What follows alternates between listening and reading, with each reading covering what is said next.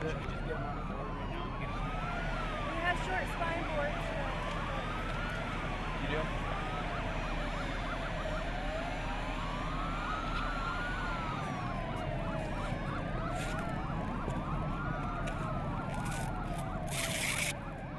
Responded to a two-vehicle car accident. Medics 1, security forces, and myself, Chief 2, responded, arrived on scene, and Engine 12 secured the vehicles, and it was apparent that we had injuries involved.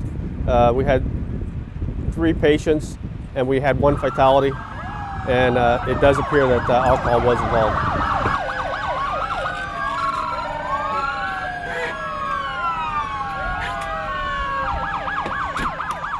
A month before my graduation, my Aunt Susan was on her way to Columbus. It's a 2-hour trip from where we live for a doctor's appointment.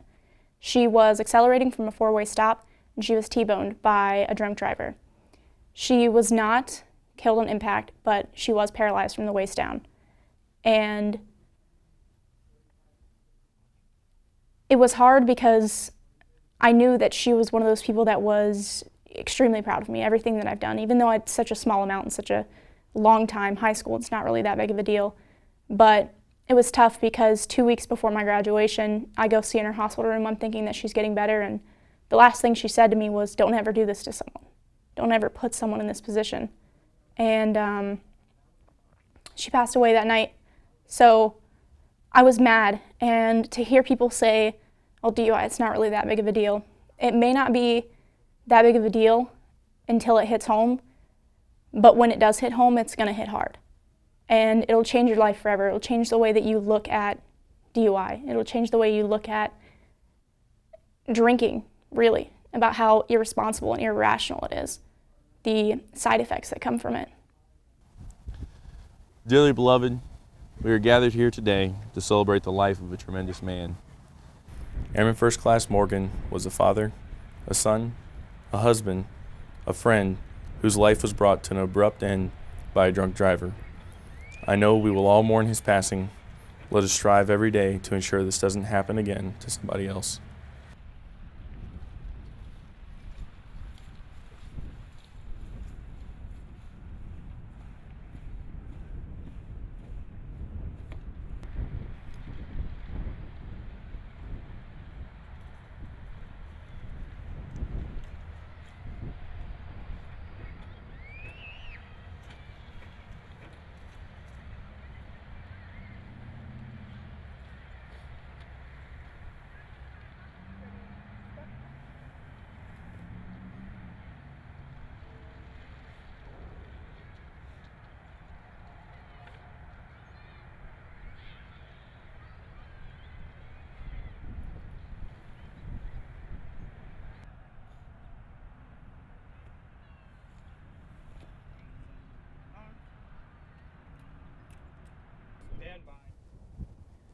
Firing party.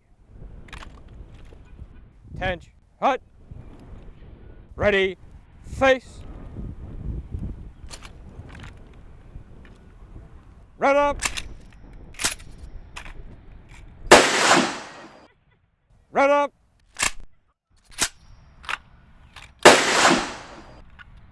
Run up.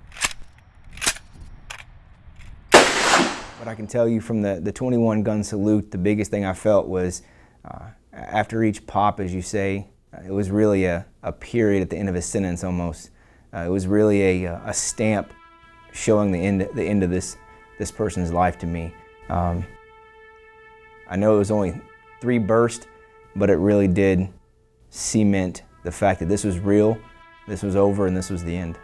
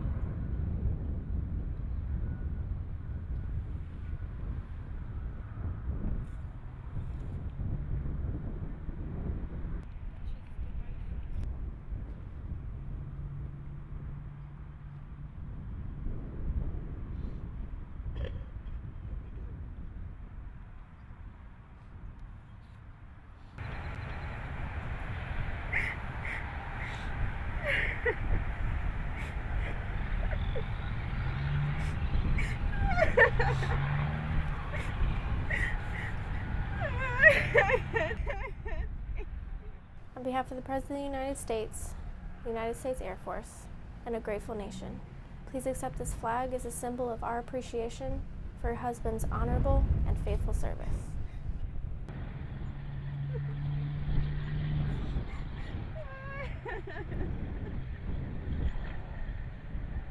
I had an airman. He was a staff sergeant, and it affected me really badly. It was about 5 years ago now. He was a staff sergeant. He did his 6 years in the Air Force. He got out. He was out roughly a month, and he was going to college full time. He was at a stoplight getting ready to go to Kinko's to get some copies burnt off for his class, and he got rear-ended by a drunk driver.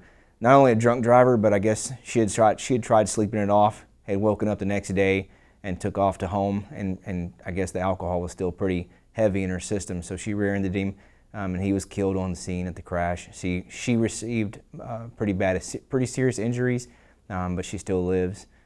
So I tell you, I don't cry very much. I'm not a very sensitive kind of guy, but it really brought me down. He was a really good friend of mine. He was the NCO. He's a co-worker. He was a mentor. He was a supervisor. He was a brother, a son, and it really did take a little piece of me when I found out he had passed.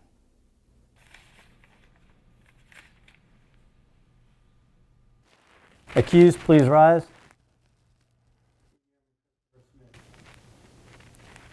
Senior Airman Christopher Smith, how do you plead? Guilty. Trial counsel, you may proceed with sentencing argument.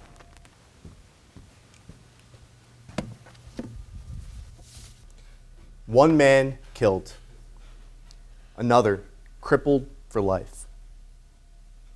This isn't a casualty report following an operation downrange. This is the tragic and unfortunate result of the decision of one man, Senior Airman Christopher Smith. This is the tragic result that follows his decision to drink and drive. To drive after consuming over 60 ounces of beer over the matter of hours.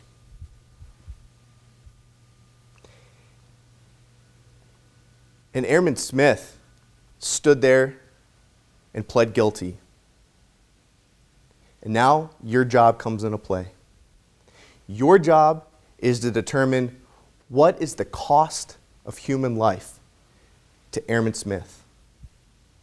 What is the cost of the loss of limbs, the use of limbs, by John, his passenger, to Airman Smith? Now, when he pled guilty to 2 charges: driving under the influence and involuntary manslaughter. The max penalty available for those 2 charges is 11.5 years confinement and a dishonorable discharge. Now, it is a rare occasion that a panel of members should ever consider the maximum penalty in any given case. But ladies and gentlemen, I submit to you that this is the case where the maximum penalty is not only something you should consider, but it is the appropriate sentence that you should give. And why is that? Because this is the worst of cases. Let's review the wake of destruction that is left in the path of Airman Smith.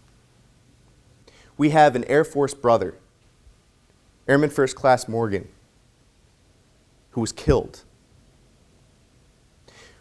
When Morgan's wife, Samantha, goes to sleep tonight, she'll do so a widow.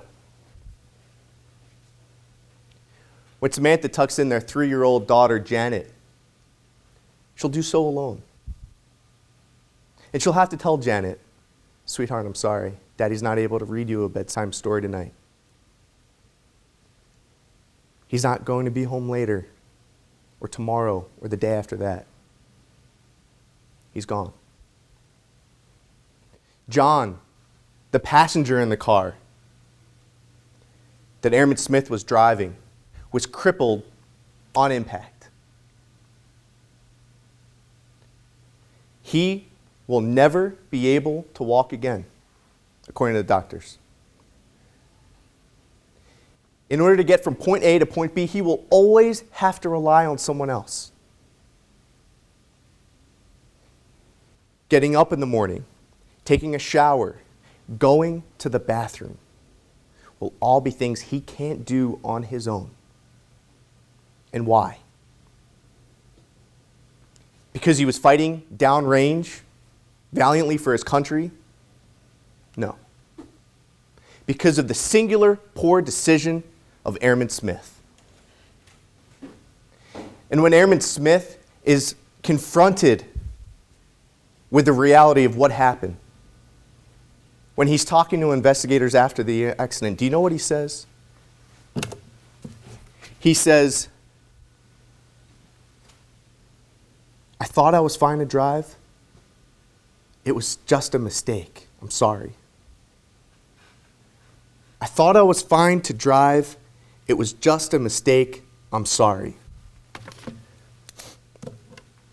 I thought I was fine to drive. When they took his BAC after the accident, he was at .19, over twice the legal limit in North Dakota. He said he's sorry. Sorry is not going to bring back the life of Airman Morgan. It's not going to allow the passenger, John, to walk again. Mistake. He says a mistake. You know what a mistake is? A mistake is when you forget to roll your car windows up when the forecast says rain. It's when you leave too many typos in a document intended for your boss because you forget to proofread it. This is not a mistake. You know what this is? This is a series of deliberate decisions made in immediate succession of one another, all of which were the bad choice, the bad decision. Right? Think about it. Before he went out that night, he had the option. He could have a plan or go out with reckless abandonment. And what did he do? Reckless abandonment. He gets to the bar. He has the option of drinking in moderation. Does he just have a beer or two? No. He has over 60 ounces of beer that night. Between having the option of simply calling AADD and waiting, the inconvenience of waiting 30 minutes so that they could get there to pick him up safely, he could not be inconvenienced. He had to drive, and look at where it has got him.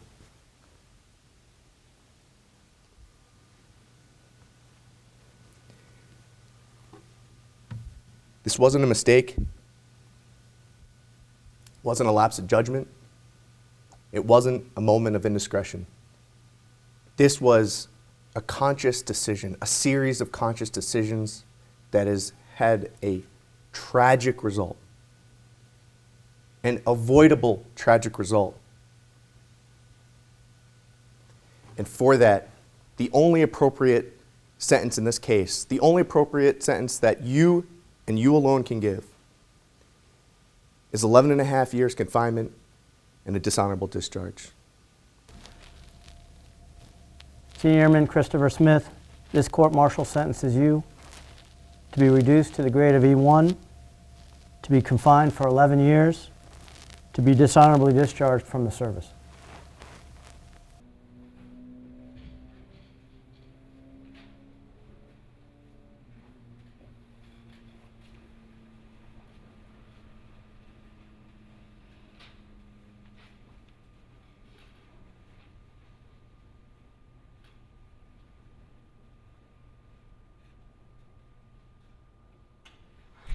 In my opinion, the lower end of the consequences are the fines and the jail time. The one that really hits home with me, though, is the fact that you could be killing yourself or killing somebody else on the roadway.